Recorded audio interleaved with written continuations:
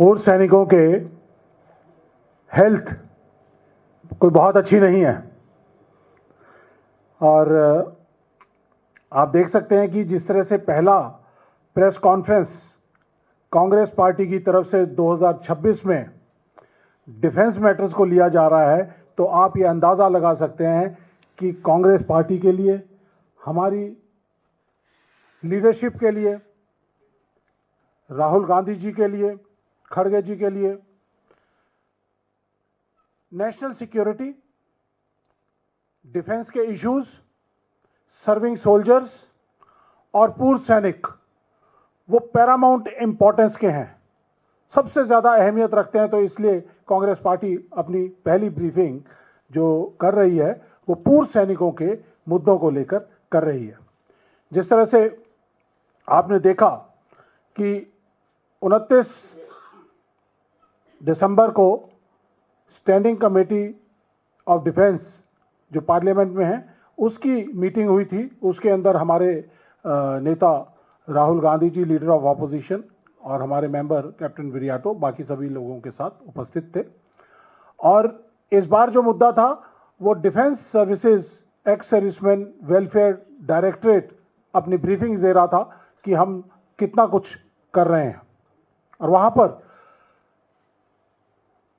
राहुल गांधी जी का जो main concern जो वहां पर आया कि एक्स सर्विसमैन लोगों की हेल्थ स्कीम जो है वो पूरी तरह से चरमराई हुई है। 30 लाख से ज्यादा बेनिफिशियरी, टोटल 72 लाख बेनिफिशियरी हैं ex serviceman contributory health scheme के, जिनमें से 20 लाख बेनिफिशियरीज के बिल्स पेंडिंग है। 9,000 करोड़ से ज्यादा पेंडेंसी है।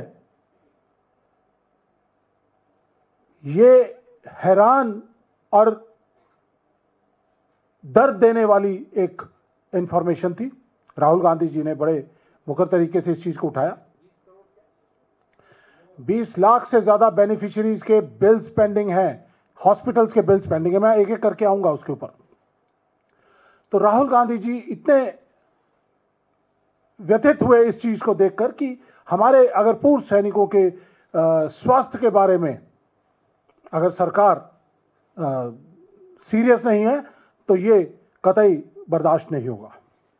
एक तरफ कांग्रेस पार्टी जो सैनिकों के साथ हमेशा खड़ी रही है, पूर्व सैनिकों के साथ खड़ी रही है, नेशनल सिक्योरिटी के साथ खड़ी रही है, और वहां पर दूसरी तरफ मोदी जी की सरकार अपने आप को राष्ट्रवादी सरकार बोलती है, लेकिन वो डिफेंस को, डिफेंस के चलते हुए सिस्टम को, डिफेंस मैकेनिज्म को पूरी तरह से तोड़ मरोड़ करके और डिस्ट्रॉय करना चाहती है। जिस तरह से आपने पीछे देखा कि सर्विंग सोल्जर्स के साथ किस तरह किया, नई स्कीम को एक लॉन्च कर दिया गया, अग्निवीर जैसी स्कीम को, वो देश को कतई बर्दाश्त नहीं था। और उसके बाद जिस तरह से